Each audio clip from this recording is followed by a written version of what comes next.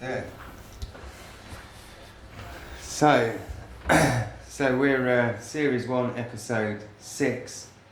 This is Monday, straight after the last game of the season weekend. I'm not going to say nothing. I'm just going to go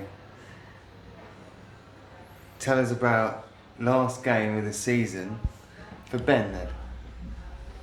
Last game of the season, I have to say. Start from the beginning. Yep. Start from the beginning. Start from the message I sent you when I was in the stadium and it was fan zone. Sure. Okay, so before every game, they do this thing called Richie Reynolds, the announcer for the Brighton games, the Amex.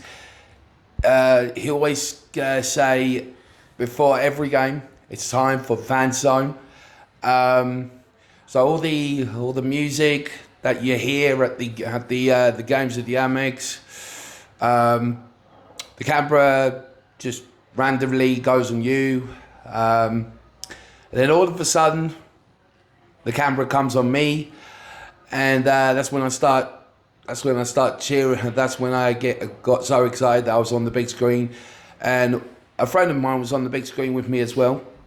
He's one of my good friends. His name's Ryan. He's got Down syndrome. He's one of my good friends. And since he knew he was going to be on the, since he knew he was going to be on the, I was going to be on the big screen, he joined me. He did. Yeah. So that's how he remembers it. This is now what I saw. So we're all sat down and they do the fan zone thing, and we're in Lower East, right in the corner. Fan zone never comes to us ever, so we don't even bother. Right? There's a whole section where you've got some people with access issues, wheelchairs, things like that are in front of us. Kids further down that way, and they always start off with the announcement stuff over the other side of the pitch anyway. So we never get it. So we're not even bothered. We just don't even bother. So, but when it comes on, we always look up because it's one of those things where you'd always get like a group of the kids, a group of the foreign fans. You'll get some people with like learning disabilities or just like disabled, me. And then the camera will normally sort of go around there. So I'm kind of just like looking, I'm chatting to my son, and then I see this fucking wookie of a man just in the giving it the big scream. So straight away I'm on my phone, texting Steve.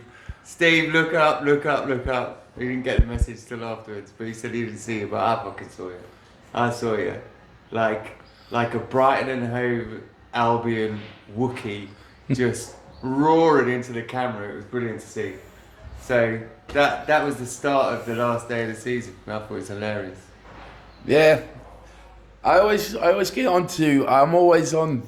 There are some times when I'd be on fan zone and the camera would normally come to my end of the stadium.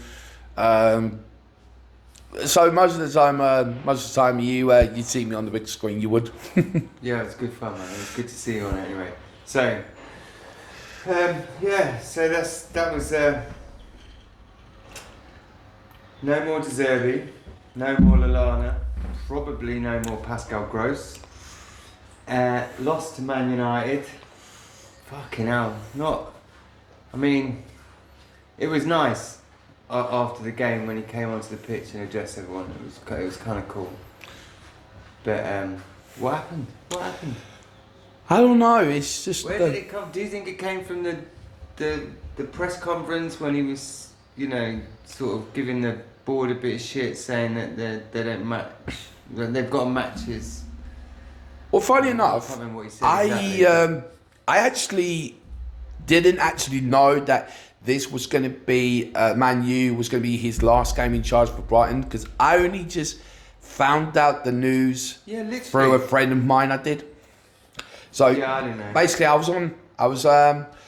I think it was when I was listening to some music, and then a friend of mine tagged me in a post on Facebook, and what came up on the post, it said De Zerbi to leave Albion after Man U game. Yeah, my son came in and told me. I was sat, I can't remember what we were doing now, but we were sat downstairs probably smoking it, knowing me. But yeah, sat downstairs and yeah, my son came down and he was like, De Zerbi's going. So I went straight on my phone, checked it all out. Yeah, announced it. And then the club put out their statement.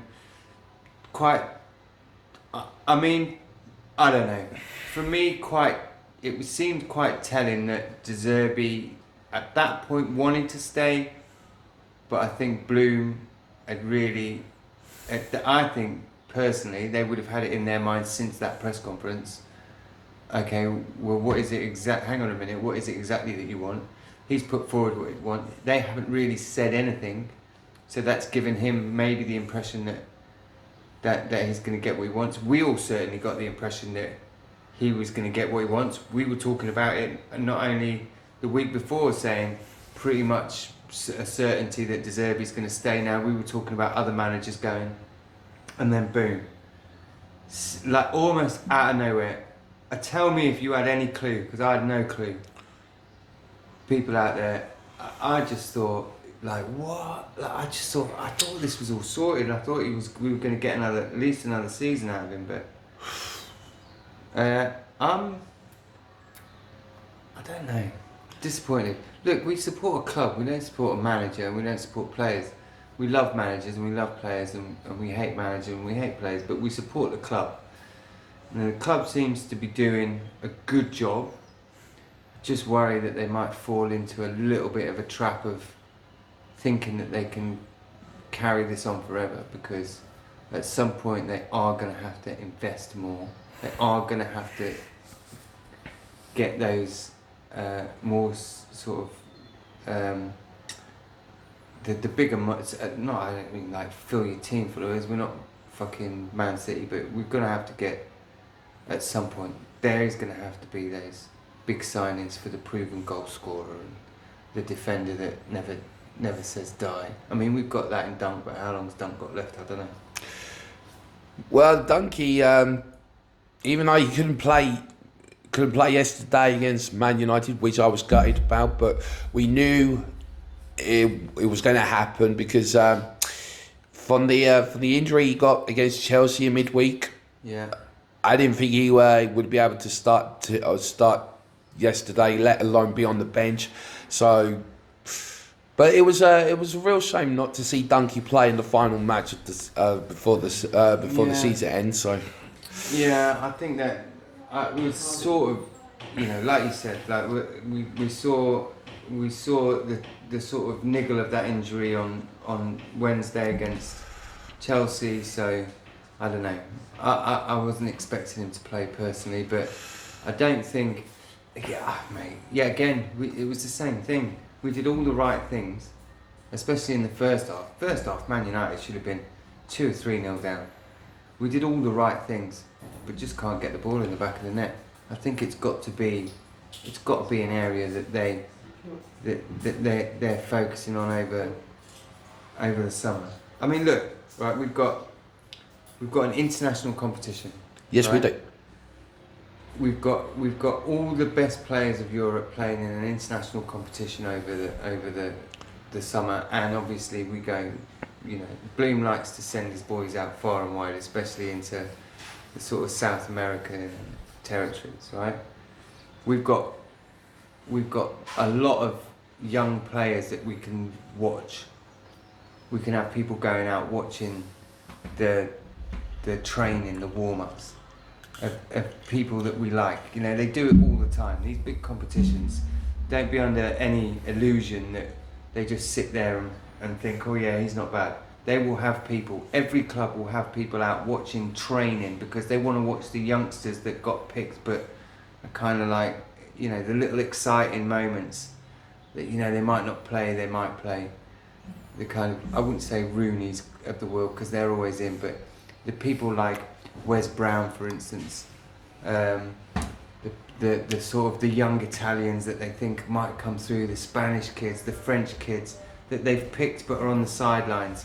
they'll go and watch them train, and they'll pick up on little things, and then they'll, you know, we might be able to pick someone with a bit of class that can come in and change this sort of goal scoring bit of bad luck. Was it bad luck? I don't know. But anyway, change that. I think we've got to. We have to. We're not bad at the back. We've got a fantastic midfield, especially when the team's fit.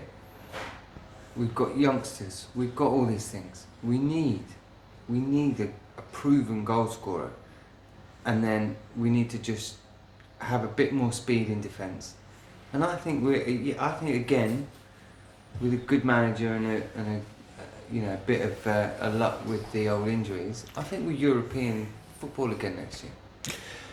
Well, with all that being said, speaking of managers, apparently Kieran McKenna from Ipswich is the leading candidate to take over Roberto De Zerbi. Now, Yeah, I don't know anything about Kieran McKenna, but I know that he just got Ipswich promoted to the Premier League. He looks like he's got potential, but I can't see him come to Brighton. He's a good fit for Brighton, but I mean, if this was all going on next season, I would say yeah. But do we want a manager that has taken I'm not saying they're taking the club bit, but bear with me, right? He's taken a club promotion into the Championship, first year in the Championship, promotion into the Premier League, right? Obviously a good manager. But do we want a manager that's going to put all of that in and dump them at the first season in the Premier League to go to a bigger club?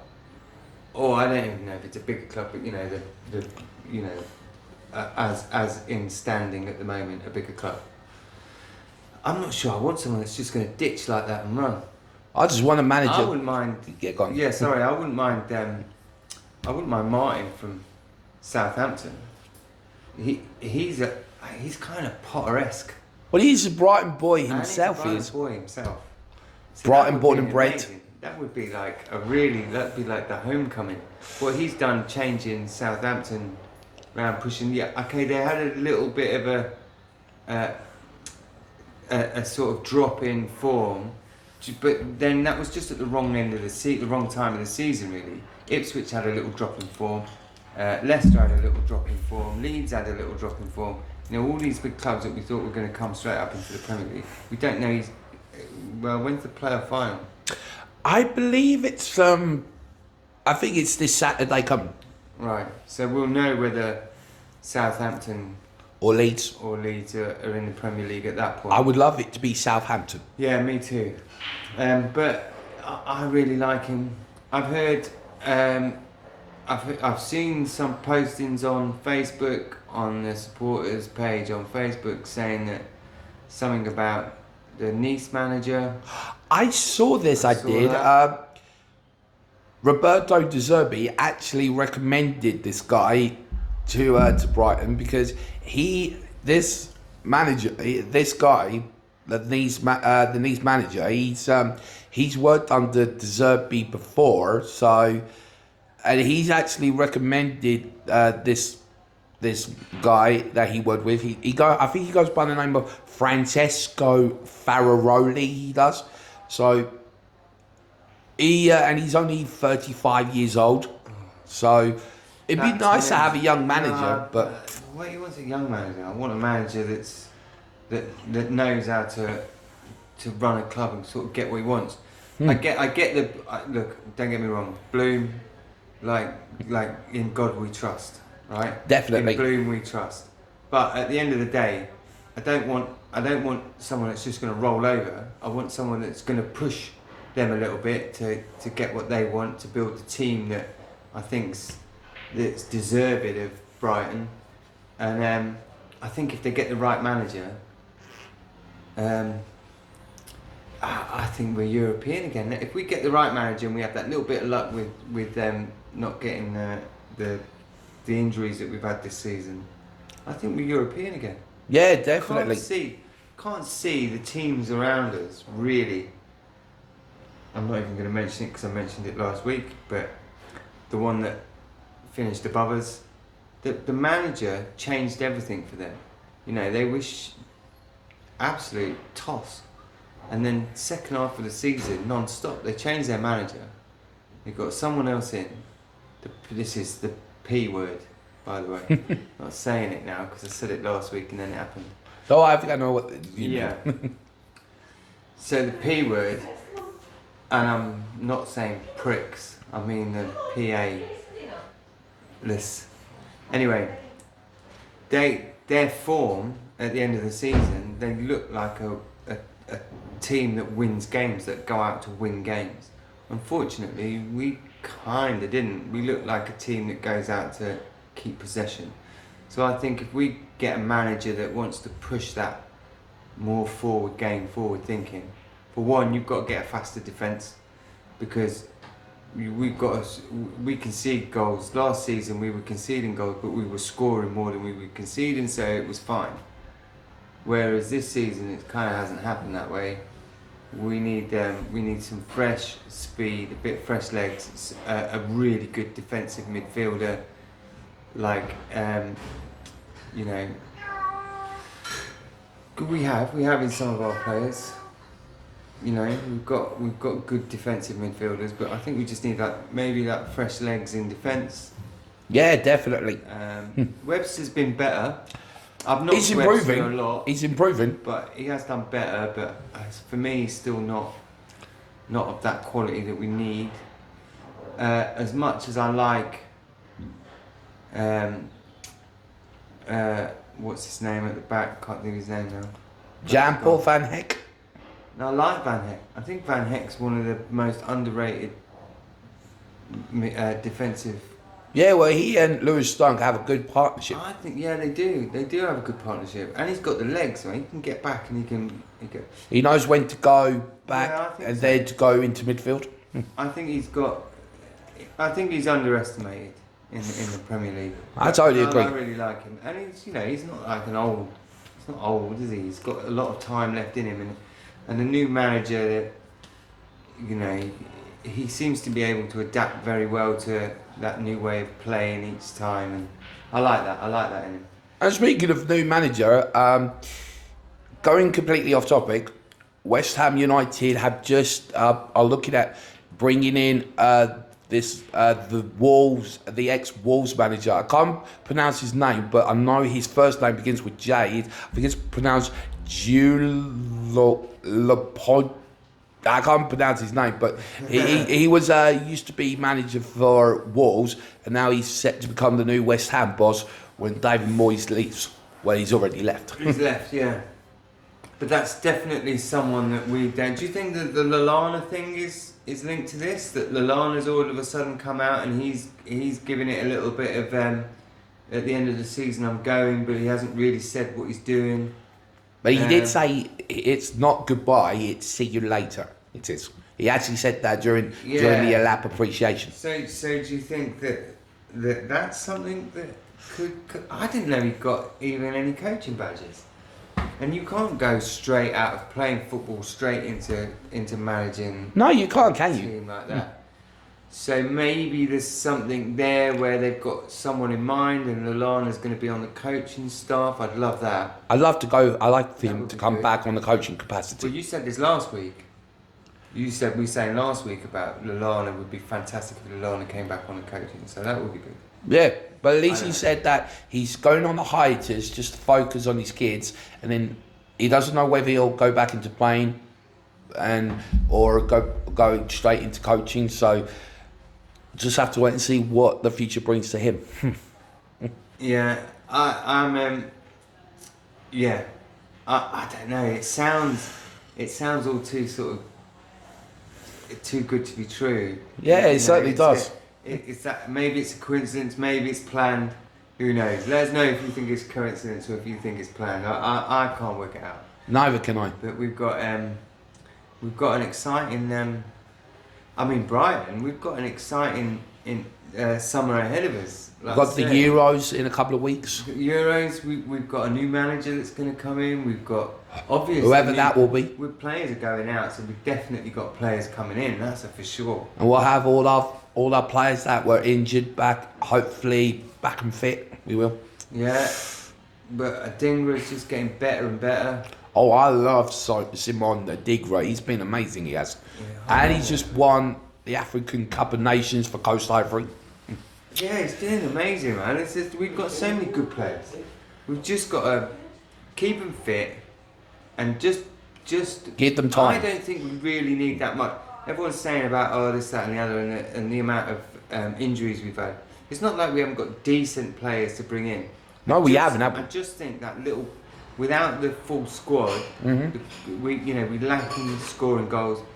I really do like. Ferguson is young, but I think he's still young, so he's got plenty of time. He's got plenty of time to adapt. He does. Yeah, but confidence out of form. I just don't think he's going to stay. I think he's. Well, we just have to wait and see what the summer transfer window brings us. I think he's one to go. And I think that'll do him the world of good. I think going somewhere else and then all of a sudden having that sort and he gets regular football. Yeah, regular football. Or put him out on loan. I'd suggest whoever the new manager is, he takes Evan Ferguson out on loan, so he can get some regular football. I think that'd be a good idea. But we would still then need someone in. Welbeck's, I like Welbeck, but I do like Danny Welbeck as well. Again, he's a little bit. He's getting on a little bit in his. He's only 34. Career. No, actually, he's 33. Okay, but 33 for a striker. That's old nowadays. Yeah, it certainly is. Yeah. Someone with he's great to bring on to get you a couple of goals. That is true. Yeah. But he's he's. Below 10, I would say he's below 10 a year scoring goals, and that's not good enough. Man. We need someone that's like. We need someone who could just bag a lot of goals. I don't know if really is available around that. Who's gonna? But what they're gonna offer the money for? Yeah, that's true. It'd be nice to see something over the Euros. Someone stand out a little bit, and then. Yeah, probably the Euros might give us an idea of if we want to get that player, or if that new manager can get that player. Yeah, still new manager. Mate, this is you've got Liverpool. Who have the Hammers? Who have they put in? Have they appointed anyone yet? Well, like I said just a few minutes ago, the new boss is set to be appointed sometime this week or the next coming weeks or so. And he's the ex Wolves manager, is he? Yeah. So that's one sorted. Whether Ten Hag gets the boot after, I mean, the likelihood, it's a 10-1 situation, but the likelihood is that it's probably a bit more than that, probably 50-1. But the likelihood is they're going to lose against Man City in the final of the FA Cup. Yeah, I could see that happening. I could. So, I think Ten Hag's gone. If he manages to somehow scrape that win and bring a trophy, and then they give him maybe a season, because they've had the same issues. Newcastle have had it, Brighton have had it, same issues with these injuries. I don't know, man. I reckon he might just be able to scramble another year there, but he's got to get Champions League. He's got to get, if he gets another season, if he manages to scrape a win, he's got to do a lot better, hasn't he? Yeah, that is true. Yeah. I think he's got to do a lot better. Why is that like that? And also, there are some managers out there who aren't actually in work at the moment. Like Steve Bruce could be a possibility if he wanted to get back into football management. There's this young man from Germany. He goes by the name of Will Steele, and he's 31 years old as well. So there are some managers out there who are not in work and could be potential candidates for the Brighton job. Yeah, sorry about that. I was just playing around. I was That's listening cool. to you. I'm just playing around with the mic a little bit to see if you can hear better out of it, because I'm noticing it's not quite showing up like the other one was. But anyway, that's done. Yeah, who obviously England, but who are you looking at over the Euros? Who do you think is going to do the business over the summer holidays? You've got that coming up soon. I don't know really. It's going to be. I reckon it's going to be a really good Euros, and apparently England are favourites to win the Euros. And if Gareth Southgate could win the Euros in his when his contract expires, that would be absolutely amazing. But I mean, it's going to set him up for a job outside of it, isn't it? Because I think this is definitely his last tournament. I don't think he's going to... I think he's gone after this. Okay. I don't think this is going to be his last... I think this will be his last tournament, so I don't think he's going to get another one after this. Nah, I don't think so either. Apparently, I've heard, and I don't know how true this is, I've heard Mourinho wants the England job. I take Jose Mourinho. I don't know. I think he wants that feather in his cap, and I think that he sees that we've got such a strong team. It would be the perfect time for him to jump in and take a bit of glory. Yeah, I think he would. He's definitely a manager that can push those boys over the line and maybe get a trophy. He'd be prime for the World Cup. Think of the players that he's going to have for that. That's going to be insane. Jose Mourinho as our manager. I'm not sure about Jose Mourinho for Brighton, but it would be not amazing. For Brighton. I mean for. Oh for yeah, England. I know what you mean. Yeah. Yeah, for England, I think that. Jose Mourinho for England. If Gareth Southgate leaves, yeah. The special one for England. Tell us what you think about that, because I like that. Well, Jose Mourinho, he's a great manager. He won the Premier League with Chelsea back in 2004, like 2005 it was, and he's won. As a matter of fact, he's won the title with Chelsea so many times. Man United. Yeah, he was with Man United for a while. What did he do with Man United? Sure, he did something, didn't he? Did he win trophies with Man United? I can't remember. I don't think he did. No, I don't think he did. But it would win. But Jose Mourinho at the helms for England would be. It'd be a dream come true. It would. Oh, I don't know if I'm dreaming about Jose Mourinho being England manager, but definitely. I think Harry Redknapp should always be the England manager, but I don't think England really would. I think he's not enough of a yes man. But then Jose Mourinho is not a yes man, so I don't know how that's going to work. Whether he get the appointment or not, I don't know. I think it's too much for them. Only time will tell. Yeah, it'd be good fun though, wouldn't it? If he Certainly would be. That's for sure. Press conferences would be great. But yeah, that'd be good. And you've got Rooney coming in. Rooney was, he did all right with the teams. He's just managing Birmingham last. And then Derby County. Derby County didn't do too bad with, but he hasn't had like a gleaming career, has he? In football, in management. Sorry. But then you've got, say, what's his name that used to play for England and Liverpool? Oh, Gerrard. Yeah, Steven Gerrard. Yes, Gerrard's had a great career in management so far. He's managed Aston Villa. Didn't do too much, but then he went over to Scotland. Yeah, he did. Was it Rangers manager? Yeah, I think it might have been, yeah. Did well with Rangers. Absolute Liverpool legend. He might be a good shout for England manager after Southgate. I wouldn't mind that. Absolute Liverpool legend he is, Steven Gerrard. And then who else have you got? You've got Tuchel. He's free at the moment. Thomas Tuchel, yeah. He seems like a good shout. Really maybe not fit so much at Brighton. I don't know. It's hard to say. No, really, the managers out there. I don't know, it's hard to say, isn't it? Because you don't know who they've got in mind.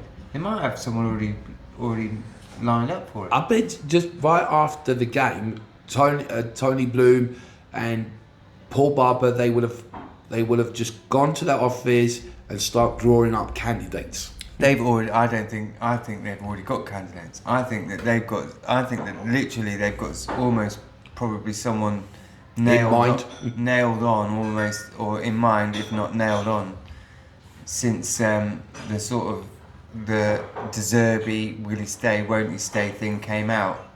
And not only did he leave, but all of his backroom staff have left as well. Yeah, but that's most managers now want to take their own backroom staff. Yeah, of course they would. Yeah, definitely. And then everyone else has gone to Chelsea. So it's like a fresh start for Brighton. But let's see how they do. It's going to be strange without De Zerbi and Lallana next season. I think Lallana, I don't know if I was expecting him to go, but I didn't really think he would be staying that much longer anyway. There's been whispers of... Well, he's had a great 4 years at the club. Yeah, there's been whispers of Lallana going for a while. Oh yeah, of course. Yeah. So I didn't really expect him. Maybe get another season out of him, but I didn't really expect him to be staying that long. The one I heard the most about that was probably going to leave was Pascal Gross. I don't know whether he is. I mean, it's hard to say with him because he's been picked for the German team. So yeah, which I'm very pleased about. Well, and online as well. And Dennis Undaff has been called up to the Germany squad as well. Yeah, which is great because neither of them two are good enough to beat England. So imagine if Lewis Dunk was in the England squad. England versus Germany. Lewis Dunk would be up against his teammate Pascal Gross. Yeah, it would be quite funny. Yeah, me and Steve. I don't think we spoke about this last week. I just don't think he's. I don't think he's getting on the sort of latter end of his career. I think that. Yeah, well, he's only like 32 years, Lewis Dunk. Yeah, I think there's better, fresher defenders out there in England. I'm talking about. Yeah, of course. As far as Brighton goes, obviously he's a legend and he's awesome, and we want to keep hold of him. But in the England squad, I just don't think he fits. I think sometimes it's almost like the occasion's a bit too much, maybe. I don't know. Well, speaking of the England squad, Gareth Southgate tomorrow will announce his 26-man squad for the Germany. He will. And that's tomorrow, is it? Yeah, 1 p.m. I believe it is. Okay. So that's yeah, good. Don't forget, guys. Tomorrow, 1 p.m. Gareth Southgate names his 26-man squad for England to go to Germany. So, yeah, that'd be good. So after 1 p.m, we'll know who's going to be in the England squad for Germany. Yeah, that'd be good. We'll be talking about that anyway. We'll be talking about that tomorrow at work. So that'll then most things that we talk about on this podcast are stuff that I talk about during the day. I don't really shut up about football. Neither do I. I mean, we were playing a bit of a. We were listening to the radio, obviously, as you do, and we had that Radio X on, which is definitely the best station to listen to. It's good. And we were talking about we've got a festival. If you're in charge of booking the acts, you can book any act from throughout history. But you've got to pick a headliner. Then you get 3 bands to play in between, and then you get your your warm-up act, right? Mm-hmm. So the only rules is that you can pick anyone in history. That doesn't matter. Okay. Right. So dead or alive. Or you can pick the band that you want in their prime. That's it. So, but your first choice, your warm-up act, has to be someone that you think everyone else will groan about, but when they listen to them, they will all know like the songs and the lyrics. So for instance, none of us picked him, but for instance, like your Robbie Williams, right? I'd have him as a warm-up act. So no one's really going to pick Robbie Williams to headline or play, but everyone knows a Robbie Williams song. And if he came on, Let me it was entertain like you, East Everyone. angels. Exactly. So I'll tell you mine anyway. So mine were, I had McFly as my warm-up act. Right? Oh, I like McFly. Because I thought they'd just be quite a bit of fun to start off with. No, that's cool. I'd have McFly. And then after McFly, I had oh God, who did I have now? I can't remember. We changed it so many times. So I had McFly. Then who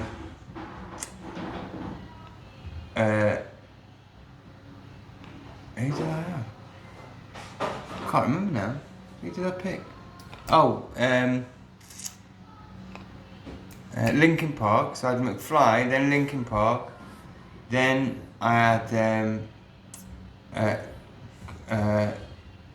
Grohl. Probably, I would say I wanted to do this one of the Queen of the Stone Age songs, but you know after that. Then I had Guns N' Roses, and then headlining it I had Oasis. Oh, I like Oasis. Never mind.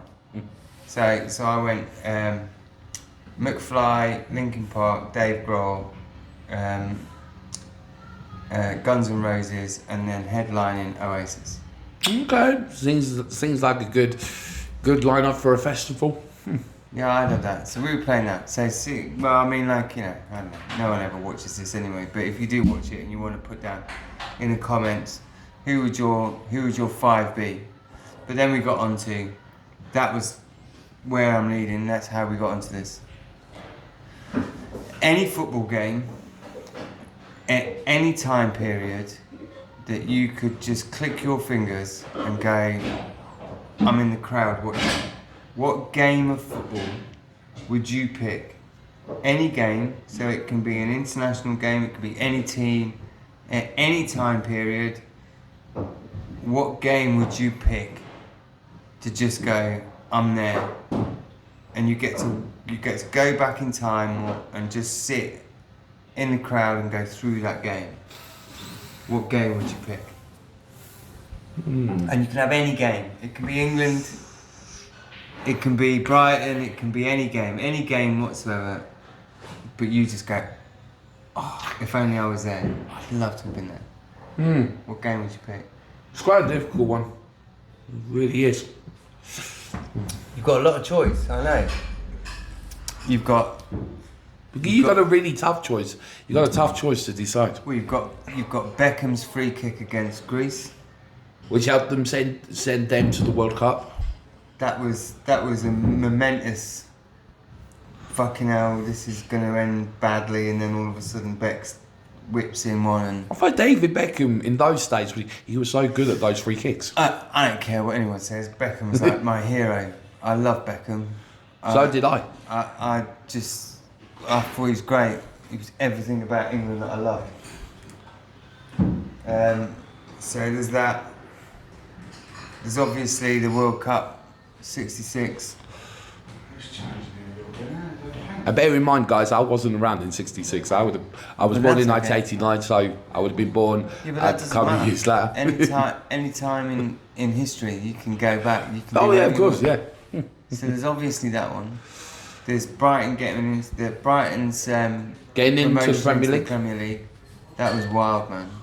That was really, really wild. That was. Did you watch that? Were you there? I was at the Brighton Wigan game. I was. Did you go onto the pitch? Yeah, I did actually. Yeah. Did everyone run on? I loved it. I love watching that. It's great. Yeah, everyone was just so excited to see Brighton going to the Premier League for the very first time. I think. That was the highlight of 2017. It was. Yeah, I did that. That's a cool moment. Alex Ferguson's last game. This doesn't really come up, but for me anyway, personally, because of family and because of what it meant. Yeah, of course. Yeah. Ferguson's last game against West Brom.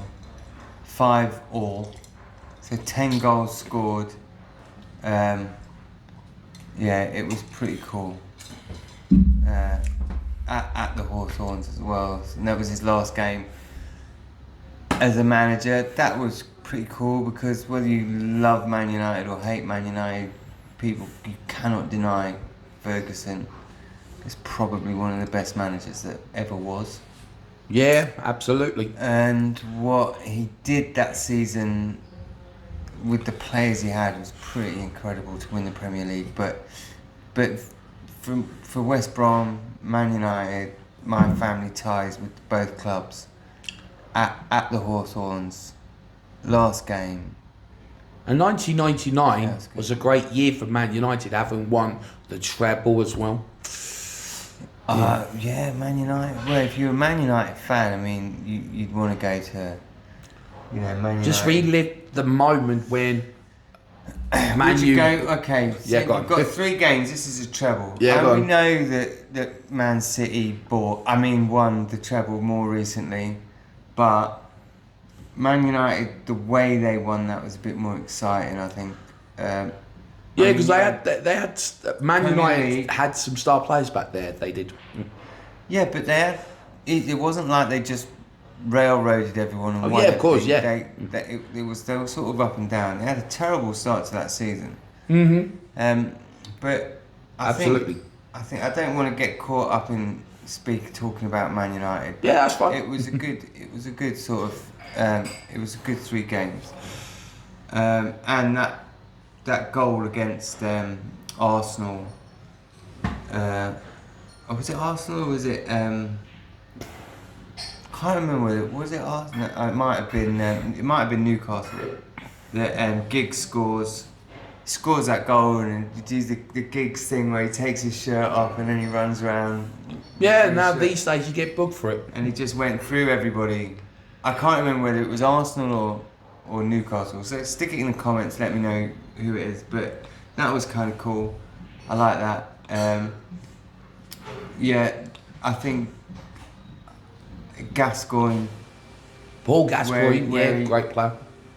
Where he got a second yellow and then realised if they got through he wasn't going to play in the final, and he was crying on the pitch.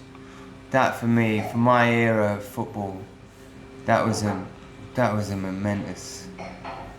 Okay, that was just the craziest thing, and Gascoigne's, he's got his shirt up and then you've got Lineker, whatever he's saying. Like Well, you gotta love Gary Lineker. You've got to love the man. Everything about that team, sort of, Sol Campbell and I think. Good old days. I know we didn't win that. I know we got knocked out, but I just think because of the significance of it, it might be the game I choose. If I had to choose one, I know everyone's going to pick winning games, but I don't know if that's. I think that was such a significant moment in English football. I don't know if that's maybe what I'd choose, but I don't know. If I had to choose one game to go back to, just one game, I'd have to go for the game against Man City at the Withdean Stadium. It was a League Cup game. Man City had just became the richest club in the world, and that was when Kasper Schmeichel was playing for them at the time, and so was Michael Ball, Stephen Ireland, and I was at the game, and it was the first game I've ever watched when they went to penalties. It was because that was my first ever Brighton game when they went to penalties because it was a cup game. So were you there? Yeah, I was at the. You can't pick it then. Pardon? You can't pick that game then. You were there. Oh, all right. You've already been there. You can't pick a game that you've already seen. You've got to pick a game. Pick a game that. Okay, fine. Yeah, you've got to pick a game you haven't seen. You can't pick a game you've already been to. All right. I do apologise. Like me going, last Tuesday, I was at my son's. Yeah, you can't do that. You've got to pick a game you weren't at. All right, fine. Okay. Fucking hell. Come on, it's the game. I'm just trying to think.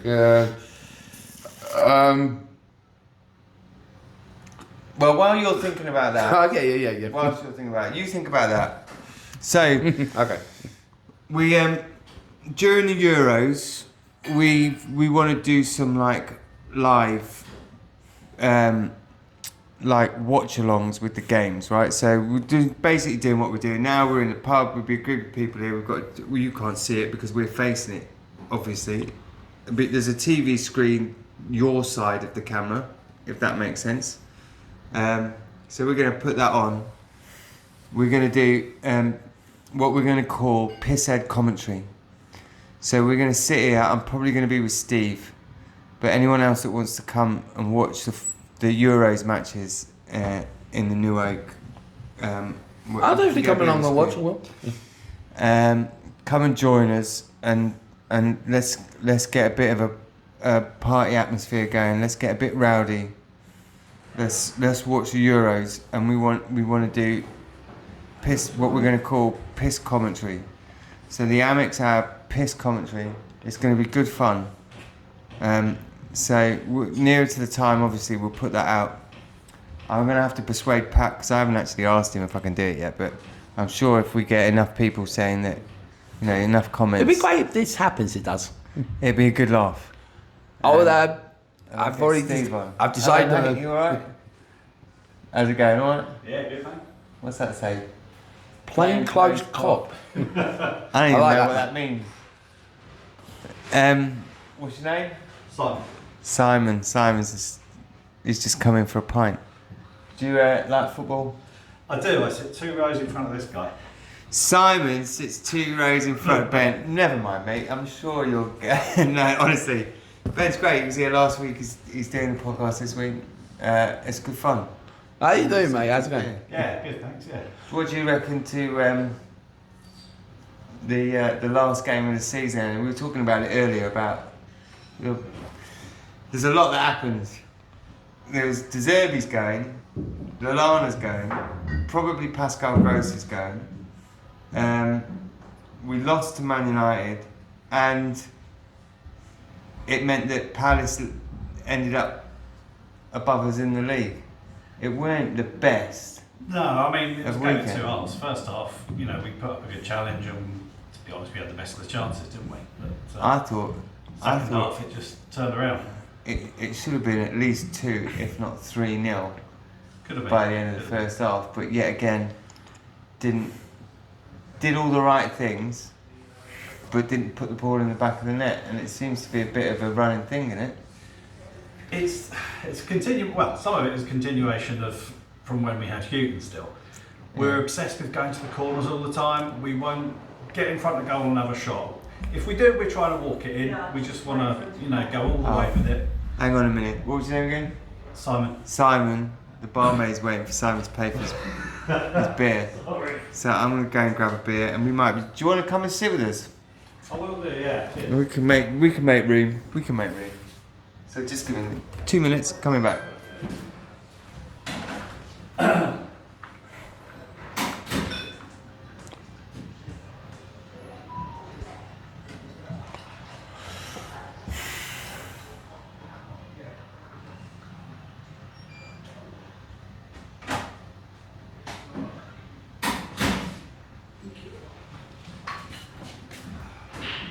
Do you want to just move? I'll tell you what.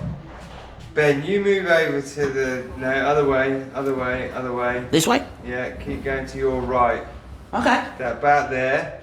All right. That'd be alright. So then, do you want to sit in the middle? Can do, yeah. So I'm just going to sit in the middle. The speakers, they'll pick all of us up. So you move. We'll speak. And then I'll come in here. And there you go. Look at that, like a little happy family, look. So yeah, that's what we were talking about earlier. But we've talked about that. We've talked about the Euros.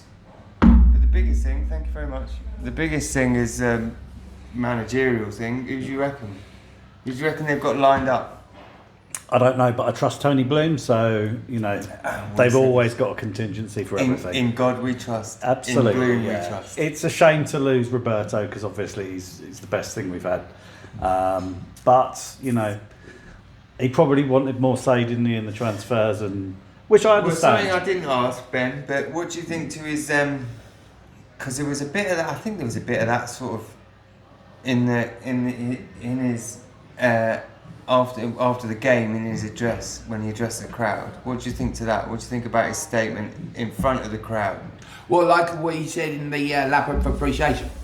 Yeah, when he came out after the match and he was on the mic and he give it all. He did mention about he's sorry they couldn't come to an agreement. Well, he has been. If you notice in all his press conferences, he does get a little bit he did get a little bit upset about with the transfer window, not signing that players he wanted, and also. On that note, I think he had it in his. I think Bloom basically had it in his mind. And also, he was From under that a lot point. of pressure as well. Like, if you're not all in, you're all out. So I think he's been making moves to know who he's going to sort of, well, at least a short list of 3 who he's going to bring in from that press conference. It's interesting because obviously De Zerbi's got his recommendation, hasn't he? Which apparently is one of those that's being considered. Or what do we know? Only Bloom knows, doesn't he? But yeah, that would be an interesting thought. I don't know. Like I say, we've got to trust in Bloom. He knows what he's doing.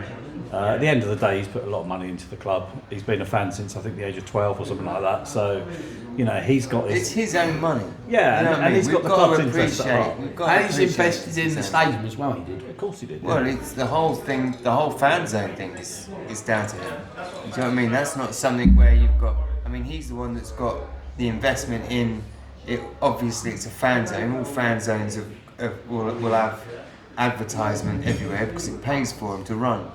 But that whole thing to set it all up, that's come from Brighton. That's not, so they're paying for these things. The women's stadium, they've got this idea that they're going to build. I don't know where that's going to be. I mean, They're talking about Thelma. Oh, are they? Yeah. Well, I mean, it's only got to house 8 people a week watching the women's game, so it doesn't even have to house that many. Commercial. It doesn't even have to house that many people because no one watches women's football. But but that's more investment into the game, which I like. Yeah. My views on women's football is probably different to most people's. I think that they should do certain rule changes to just make the game a bit more exciting for people to watch. Just take it a little bit away from the men's game because, from what I've heard, from what I can see, you only go and watch women's football if you've got a family and you can't afford to pay for a season ticket for the men's football. It's come on leaps and bounds though, as we saw from the Euros. Which I love. It's great. It's fantastic. I'm all for it. I'm not against it. I just think that, even in volleyball, there's different rules to the men's game. In tennis, the fact that it is different means that you get exciting female players, which I would much rather watch, by the way, in tennis than the men's players. So, which rules would you change and why in football? In I'd make it shorter. I'd make the halves shorter. So I'd probably do it at a faster pace, maybe 30, 35 minutes a half.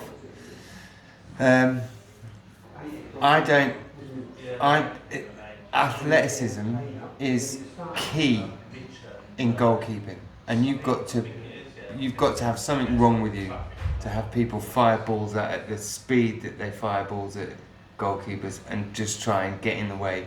I mean, just to leap in front of people's feet as they're about to kick, risking whatever injury. I think I think shorts, maybe shorten the goals, maybe bring them in, maybe smaller goals. But I think that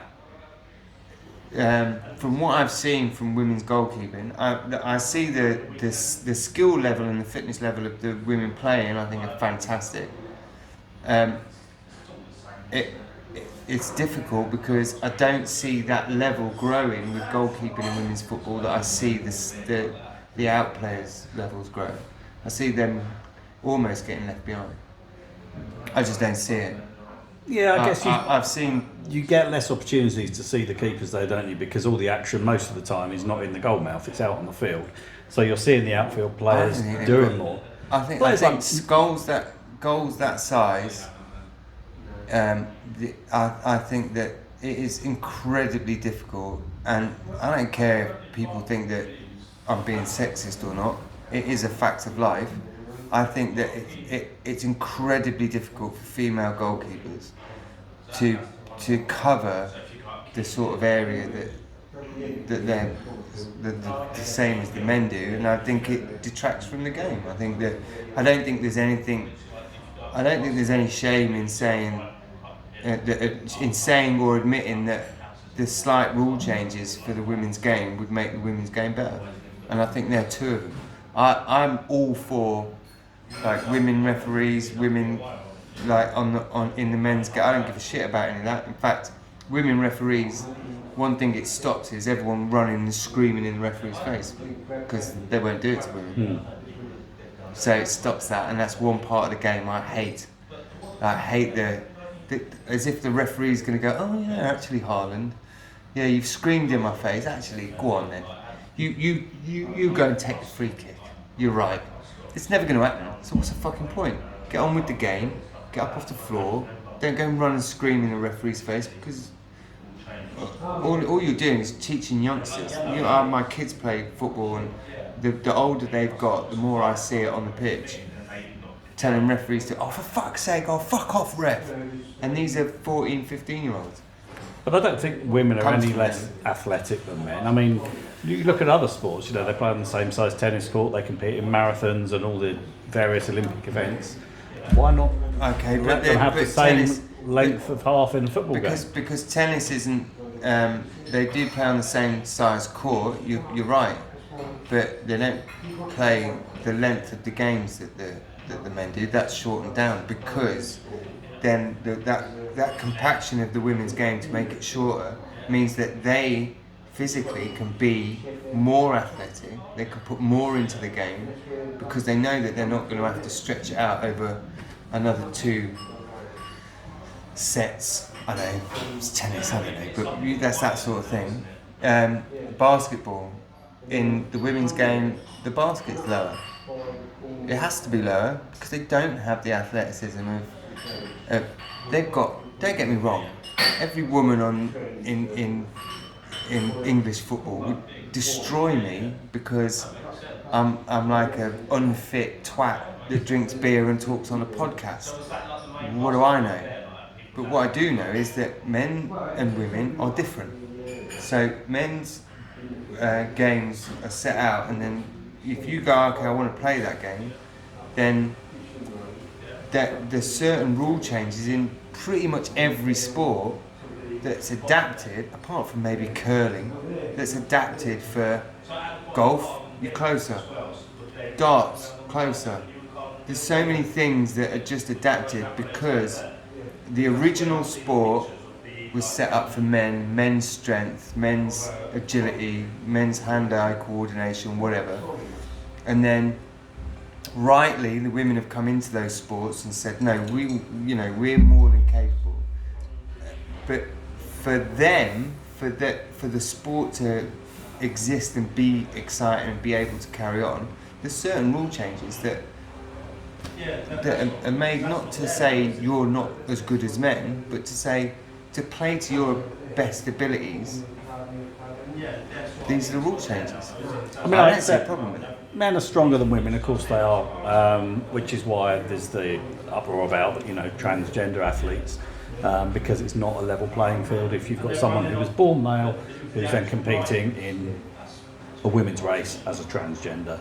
He brought it up. I didn't bring this up. However, he brought it up, and it's not my fault. No, I'm just highlighting.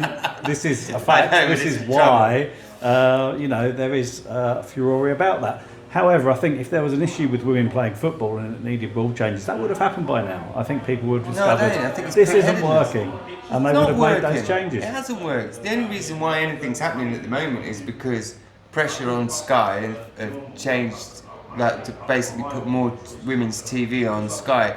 the amount of people that go to watch the games has increased a small amount, but it's not a huge amount. It's not. That's why they're building a stadium for them at Brighton, because they can't fill the stadium that they're watching. Yeah, but if you look at the national level, they fill Wembley Stadium. So you can't say it's any less popular. They filled Wembley Stadium at like £5 a ticket. That's not the same, is it? When people are outside Wembley Stadium that have no tickets, offering to pay £5,000 to anyone that will give their ticket over, that's not going to happen in a women's game. It just isn't. Unless you change it, adapt it slightly to make it more fitting. You know, I'm not saying that women can't play for 90 minutes. I'm just saying that if you shortened the amount of time they've got to play, the energy and the vigor and the you know, would just be so much better.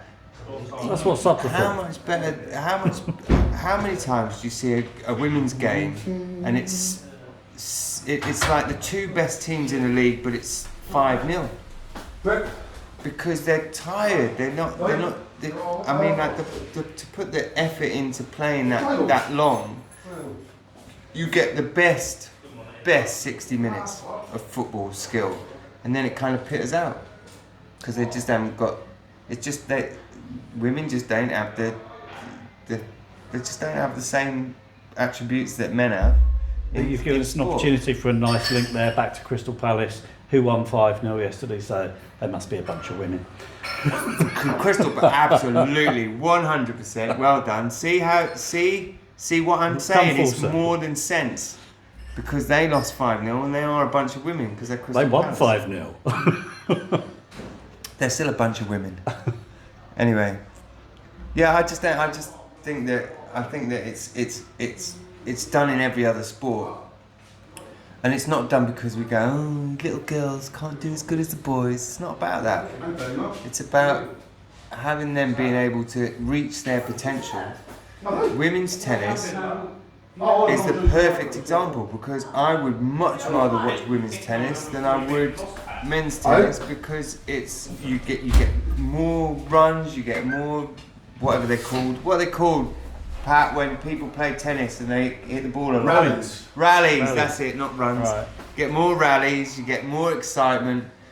It's not just serve, next one, serve, he goes. It's boring, men's tennis.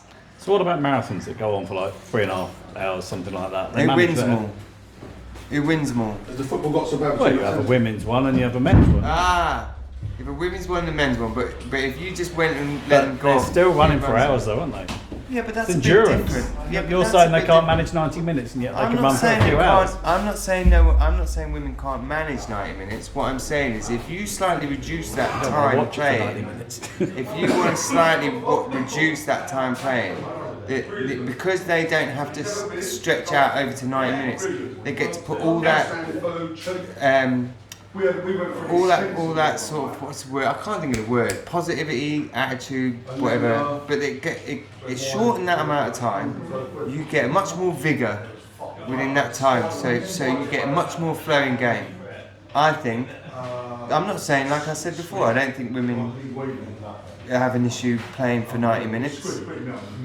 But it's like saying, well, if you shorten the men's game to 30 minutes each half, it would be non-stop. Up and down the pitch, it would never stop. The ball would never stop going, they'd never stop attacking.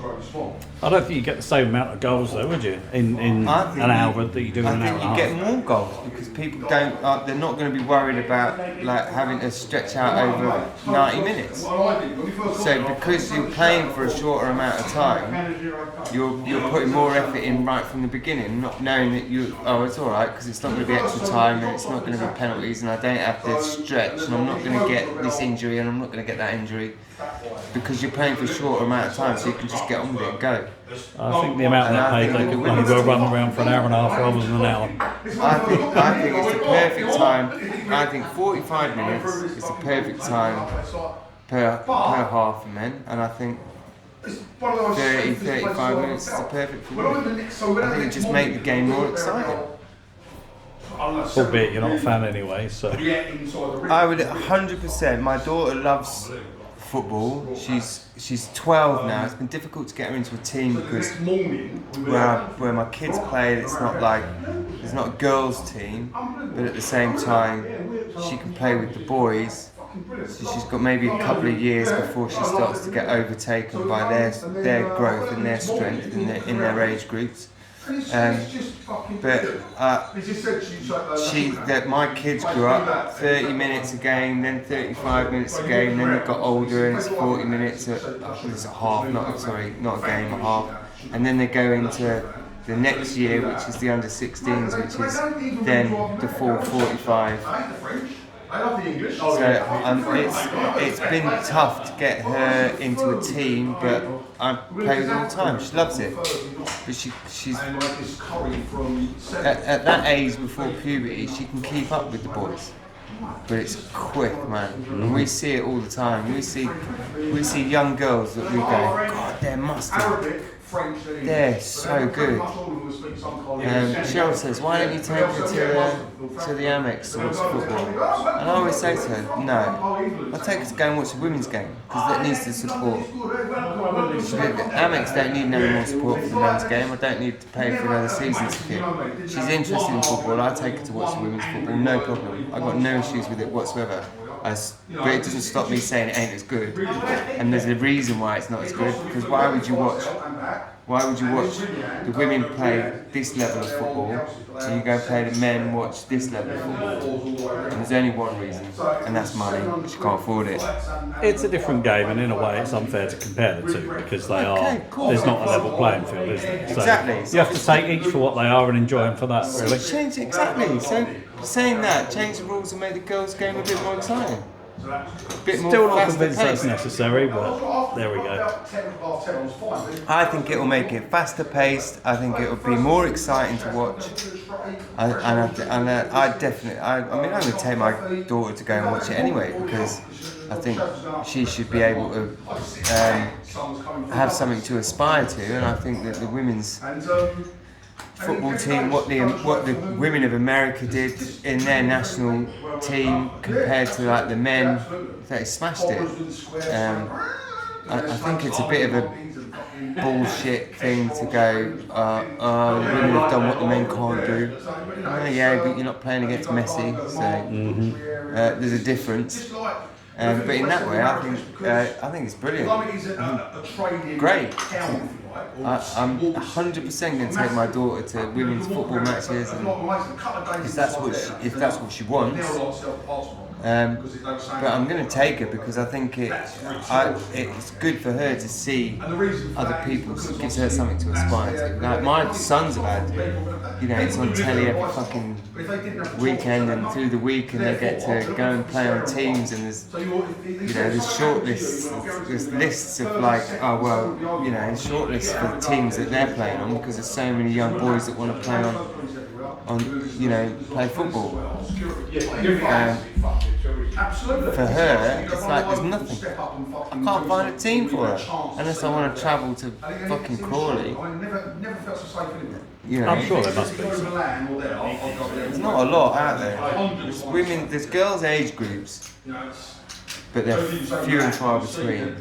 And if I wanted to play football, she's got to go in with the boys, which is great. I don't mind that. She plays with the boys and she gets their level, but they quickly overtake, and you will be amazed how quickly. One summer you think this girl's mustard. There's a girl that played for one of the Horsham leagues. She was by far. There was probably 2 players on that team that were the reason why they were winning games. The rest of them were just young boys, not really caring. And she was one of them. She was, her skill level, she was mustard. It took one summer. She came back a year later. This was the under 13s. She came back in the under 14s. She couldn't keep up. She couldn't keep on the ball.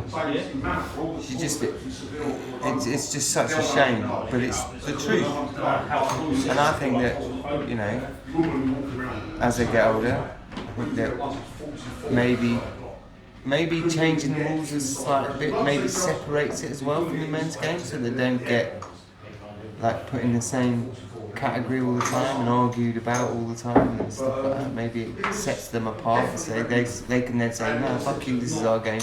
Yeah, I mean, you shouldn't really need that to different, differentiate faster. between the two, because clearly there are differences. But yeah, I appreciate what you're saying. Again, it would make more a distinction there. Well, I don't know. I think so. I don't know why it hasn't. I just don't get why it hasn't been done already. Maybe there's a fight back against. Maybe it's been mentioned there's a fight back against it. Like the women don't want it. I don't know. And if they don't want it, then it's a bad idea. It's their game. Because it's their game. Exactly. Anyway,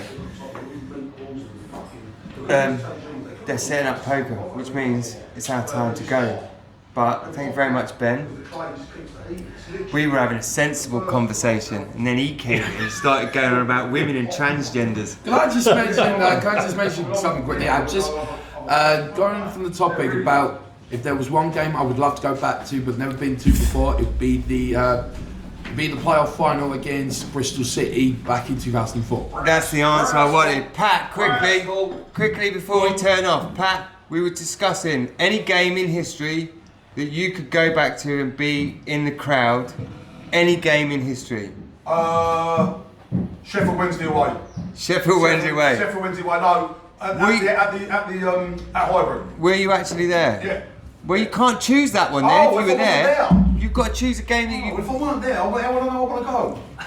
Well, it's some historic game then, isn't One it? game that you've never been to, but would have loved to go to. I said England. I know we lost Maradona, hand of God. this. Maradona, hand of God. So you could run on and hand of God him. Yeah. That would have been good. I chose the yellow card against well, fucking hell, why is his brain? My brain's Ryan gone Giggs. now. No, it wasn't Ryan Giggs. Oh, sorry. Fucking my brain's completely gone. What team? Brighton. England versus Argentina. Oh, well, Beckham. That one. Where Simeone, when Beckham got sent off. no, not Beckham. Before that, fucking hell, like I've literally been talking about him. He's the most famous fucking English footballer pisshead that's going. Gary Lineker. Gaza. Right, Gaza. thank you. Fucking hell, why was that out of my head? It's like Gaza will the do most his best famous once you talk fucking about this. footballer in the world. No, Gascoigne, yellow card, Yeah. and then you all that, and he cries because he knows that if they get through, he ain't gonna make it. That was mine. What would yours be? Who you put me? I give anything for Who was it that did that match. scorpion kick? Was it Higgs or was it? Yes. That would be something worth seeing. That was against England. That was amazing. Yeah. I must admit, that was just That was a pretty- phenomenal That was pretty bit crazy. of sportsman. Only the goals. Yeah, it's definitely. Amazing. Yeah, that was the weirdest thing Yeah. ever, wasn't it? Oh, just phenomenal. Just the way, just the confidence in just going, I'm going to do this. yeah. I'm going to save it by putting my feet up behind my head. Amazing. Yeah, that'd be worth Put it seeing. down. Put it in the comments. Game that you would go to. Can't be a game you've ever been to before. Has to be a game that you've never been to, but you would love to have been there. Stick it in the comments, and then see you next week. Thanks very much. Cheers, boys. Cheers, John. Cheers. I'll be on in 2 times. Yeah, John. So what's this podcast called?